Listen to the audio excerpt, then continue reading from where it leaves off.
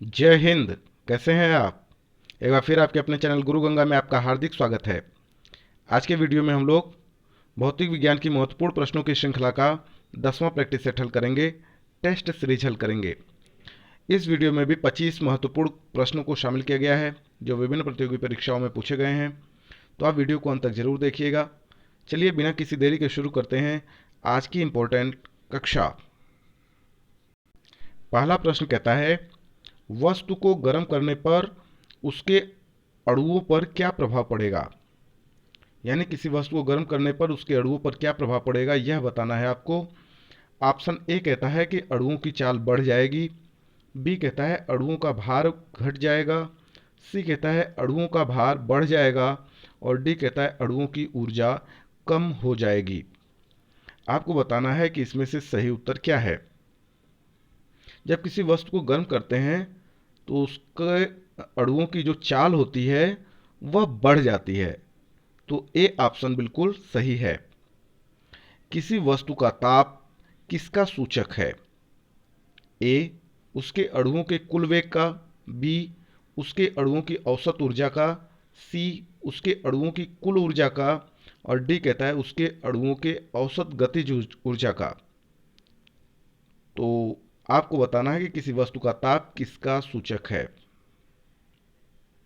हाँ, उसके अणुओं के औसत गतिज ऊर्जा का सूचक है। वस्तु का ताप सूचित करता है कि संपर्क करने पर ऊष्मा, ये कहता है उस वस्तु से अपेक्षाकृत अधिक ताप वाली वस्तु में प्रवाहित होगी। वस्तु का ताप सूचित करता है कि संपर्क करने पर ऊष्मा उस वस्तु से अपेक्षाकृत अधिक ताप वाली वस्तु में प्रवाहित होगी। बी कहता है कि संपर्क करने पर ऊष्मा अपेक्षाकृत कम ताप की वस्तु में उस वस्तु से प्रवाहित होगी। सी कहता है पृथ्वी से उस वस्तु में प्रवाहित होगी और डी कहता है संपर्क करने पर ऊष्मा उस वस्तु से पृथ्वी में प्रवाहित होगी। आपको बताना है इसका सही उत्तर। जी हाँ, वस्तु का ताप सूचित करता है कि संपर्क करने पर ऊष्मा अपेक्षाकृत कम ताप की वस्तु में उस वस्तु से प्रवाहित होगी जिसे जो ताप को सूचित कर रहा है, जिसके संपर्क में आ रही है ना। आगे देखते हैं, किसी वस्तु के ताप में वृद्धि का क्या अर्थ है?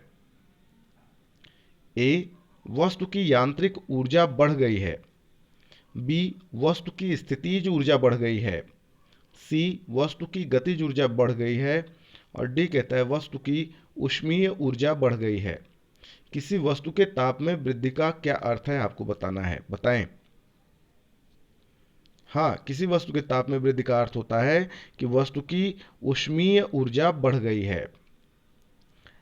अगला प्रश्न कहता है, जब किसी वस्तु को ठंडा किया जाता है तब उसके अणुओं पर क्या प्रभाव पड़ता है?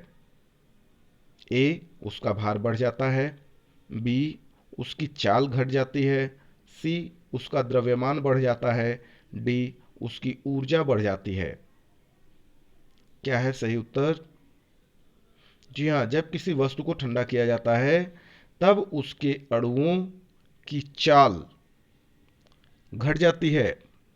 बी बिल्कुल सही उत्तर है। ऊष्मा एक प्रकार की ऊर्जा है जिसे कार्य में बदला जा सकता है।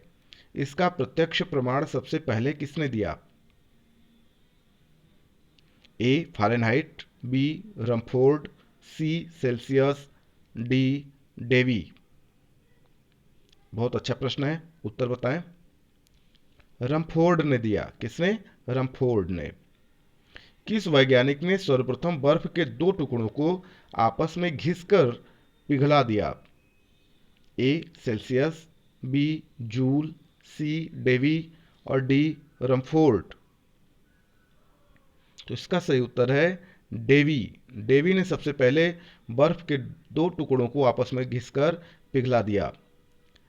अगला प्रश्न देखिए, जब कभी कार्य ऊष्मा में बदलता है या ऊष्मा कार्य में बदलती है तो किए गए कार्य व उत्पन्न ऊष्मा का अनुपात एक स्थिरांक होता है जिसे ऊष्मा का यांत्रिक तुल्यांक कहते हैं।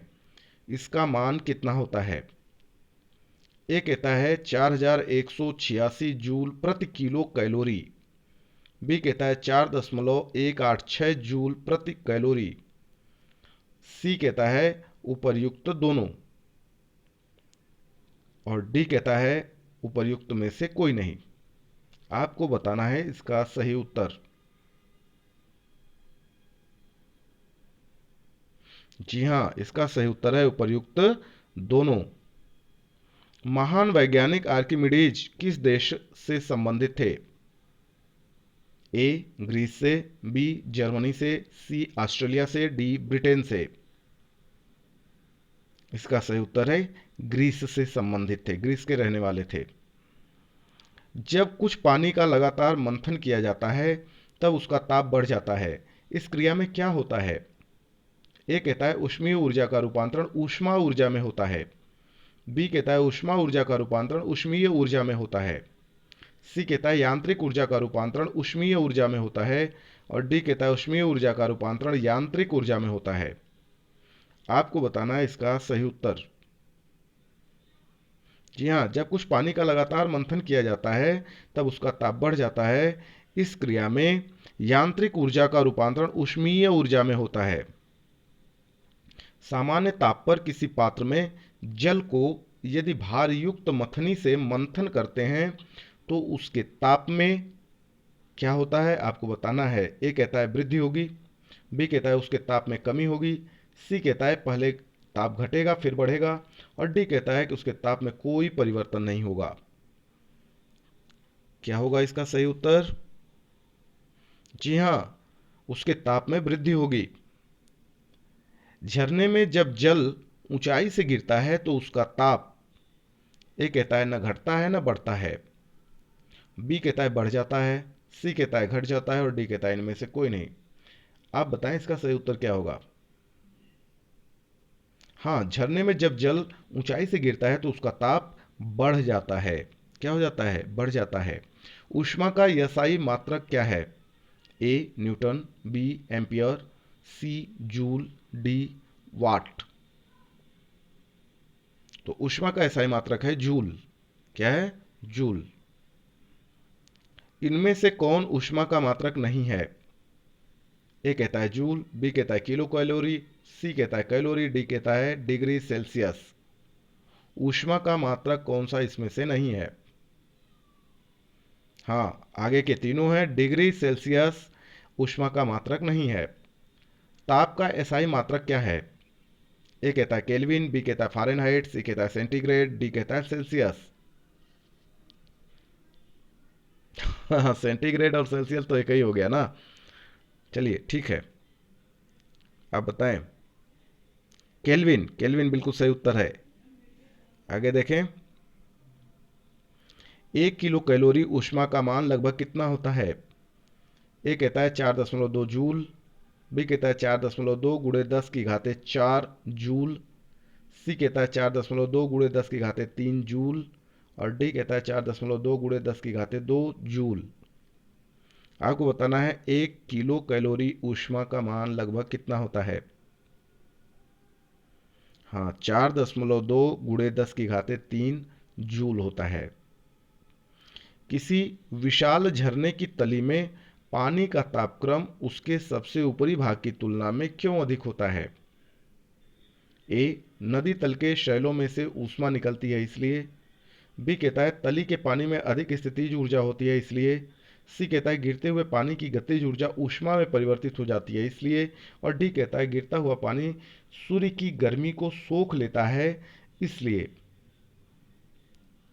तो क्या है सही उत्तर?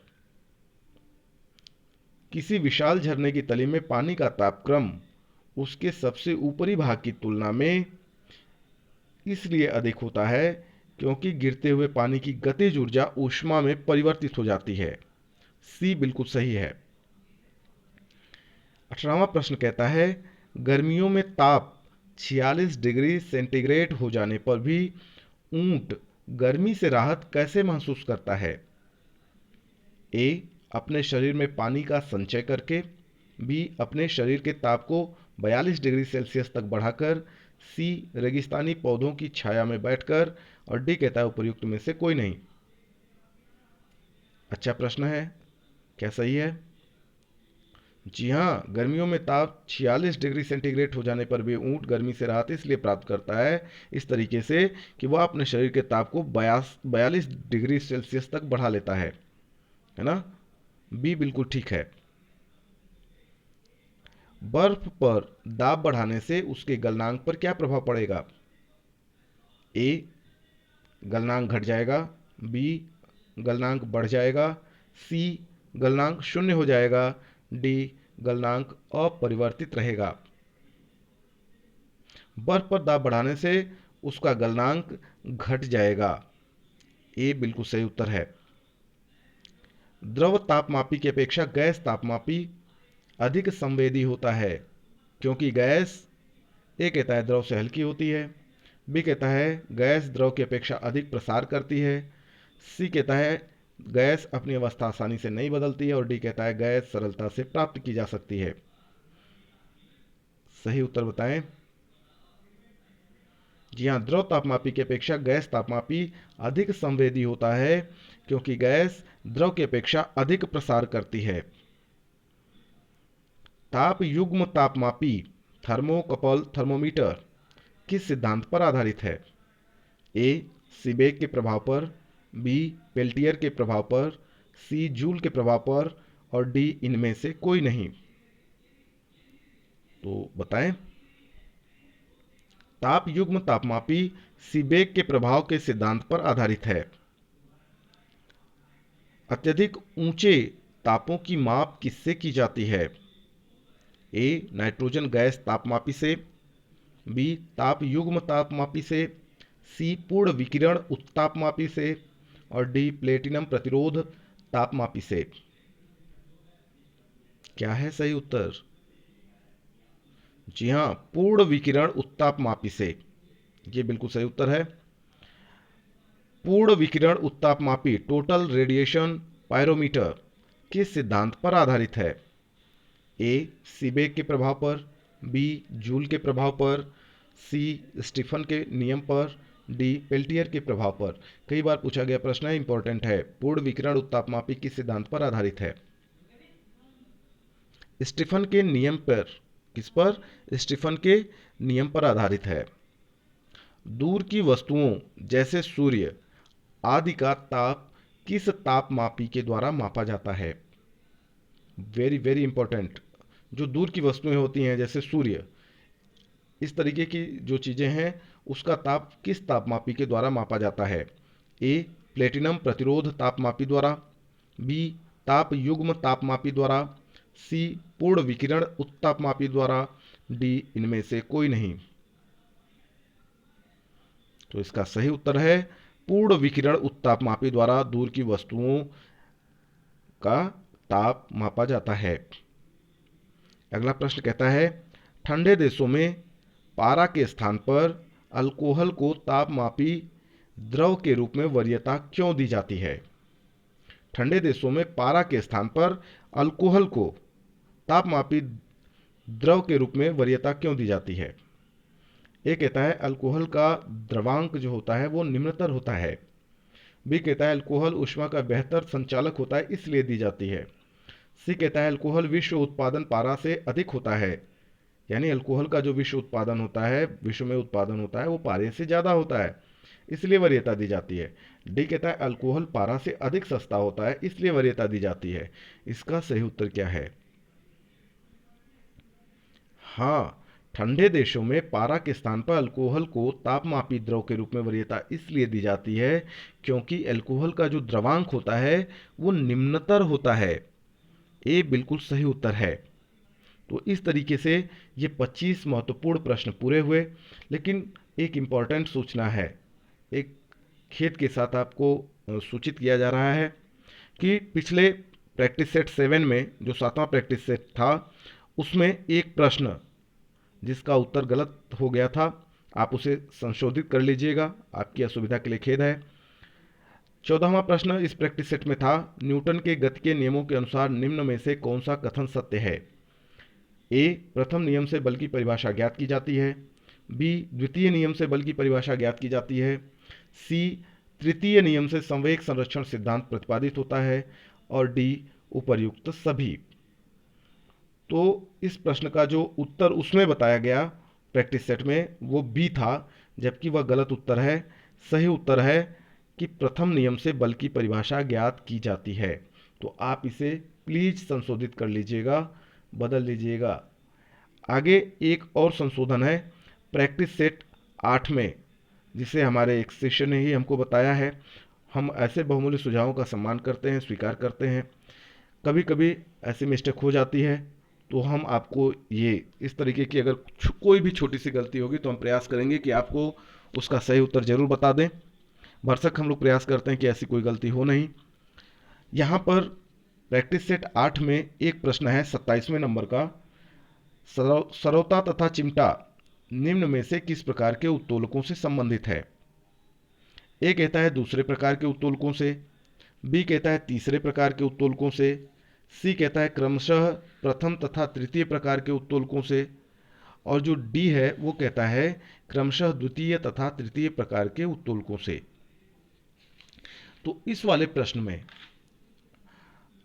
जो उत्तर बताया गया था वो पहला बताया गया था कि दूसरे प्रकार के उत्तोलकों से संबंधित है, जबकि यह गलत उत्तर था। संशोधित ये करना है। जो सही उत्तर आज का है वो ये है कि सरौता तथा चिमटा, इसका जो संबंध है वह डी वाले ऑप्शन से है। किससे है? डी वाले ऑप्शन से है। इसमें जो सरौता होता है वह द्वितीय प्रकार का उत्तोलक होता है, और जो चिमटा होता है वह तृतीय प्रकार का उत्तोलक होता है। ठीक है, आप जानते हैं द्वितीय प्रकार का जो उत्तोलक होता है उसमें जो भार होता है आलंब तथा आयास के बीच में होता है, और जो तृतीय प्रकार का उत्तोलक होता है उसमें जो आयास होता है वो आलंब तथा भार के बीच में होता है। ठीक है, तो द्वितीय श्रेणी के उत्तोलक में नींबू निचोड़ने की मशीन आती है, सरौता आता है, कूड़ा ढोने की एक पहिए की गाड़ी आती है, नाव खेते समय जो नौका दंड होता है वह भी उसी उत्तोलक का काम करता है। अगर तृतीय श्रेणी के उत्तोलक की हम बात करें तो उसमें किसान का हल आता है, चिमटा आता है, सीढ़ी आती है, मनुष्य का जो हाथ होता है वह भी तृतीय श्रेणी के उत्तोलक में ही आता है।